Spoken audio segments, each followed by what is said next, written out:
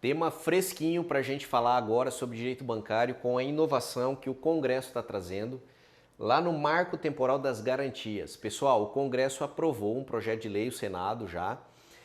Qual que é o centro, o coração dessa lei? É a possibilidade, por exemplo, de você ter um imóvel em que ele tem um valor de mercado substancial, você colocar ele em mais de um banco como garantia. Isso já era feito, por exemplo, nas propriedades rurais, em crédito rural, onde você colocava por hipoteca, mas agora a alienação vai permitir isso também. Então imagina lá o seu cliente com um imóvel de 10 milhões. Ele vai pegar 1 milhão em um banco, depois ele pode ir num banco subsequente, fazer uma alienação de segundo grau e assim sucessivamente. Vai abrir o mercado para... Qual que é o objetivo da lei? Ampliar a capacidade de tomada de crédito com imóveis maiores e automaticamente, segundo o que eles querem, diminuir o spread. Se isso vai acontecer, nós vamos debater depois em um outro vídeo, porque nós monitoramos o sistema e eu faço uma explicação na sequência sobre isso. Agora, qual que é a grande questão, pessoal? Vai abrir um mercado para busca e apreensão. Ok. Só que a regra para você impugnar uma busca e apreensão, ela vai continuar a mesma.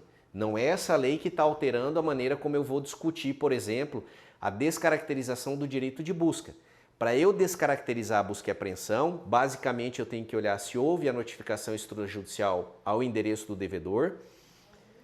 Eu tenho que verificar o precedente do STJ, onde descaracteriza a mora, que basicamente é o conceito lá geral de abusividade e capitalização de juro.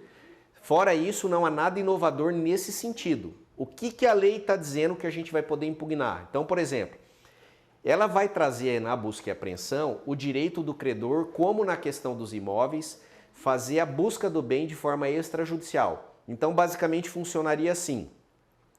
O cartório também vai notificar esse devedor para que ele pague, por exemplo, em um determinado período.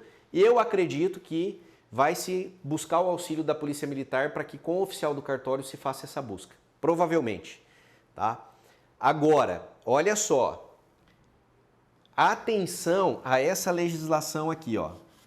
Lei Complementar número 95. Por quê?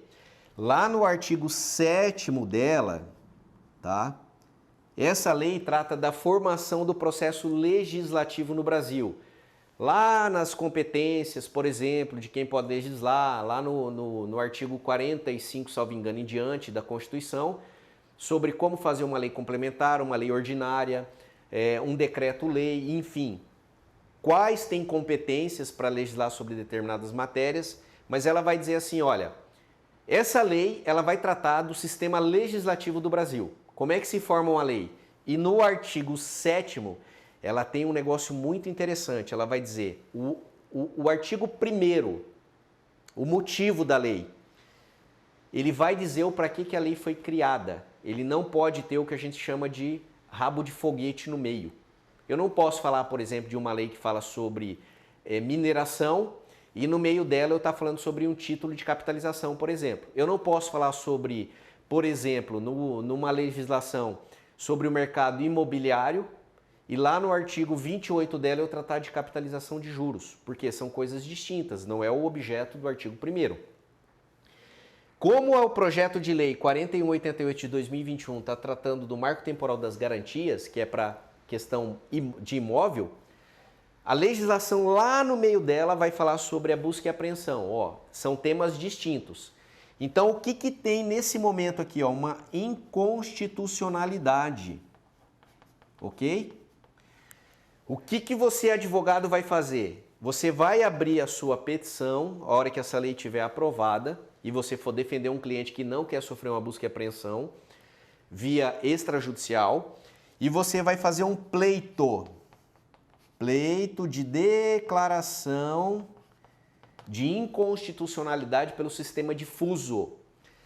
Ele é o que, esse tema? Ele é uma prejudicial, então o juiz não pode ir na matéria de direito antes dele julgar a sua prejudicial. E você vai trabalhar com esses conceitos de como é o sistema legislativo do Brasil pela Constituição, ofensa ao princípio da legalidade, lá inciso 2º do artigo 5º, tá? Vai remeter então depois sobre legalidade no sentido do que a Constituição autoriza sobre o processo legislativo e vai falar como que ele é normatizado no Brasil segundo a Lei Complementar 95 de 98. para que você possa pedir um afastamento. E atenção, o juiz de primeiro grau tem atribuição para declarar inconstitucionalidade, porém se ele negar e você tiver que entrar com recurso para o tribunal, essa decisão não pode ser monocrática e nem da turma de um tribunal. Ela tem que ser analisada pelo pleno do tribunal, tá? Pleno do TJ do teu estado. Isso aqui, pessoal, é muito inovador para quem gosta de atuar em busca e apreensão. Então, para quem vai atuar na questão das garantias do marco temporal, observar a formação da taxa de juro. Vou te garantir aqui sem medo de errar, vai ter erro e você vai conseguir muito êxito se você conseguir o sistema financeiro e entender o sistema financeiro e como o spread é formado. E para quem quer atuar na defesa da busca e apreensão, esse é o caminho aqui, não existe outro. Pleito de declaração de inconstitucionalidade por os fundamentos que eu acabei de apresentar aqui. Valeu, um grande abraço, fique com Deus.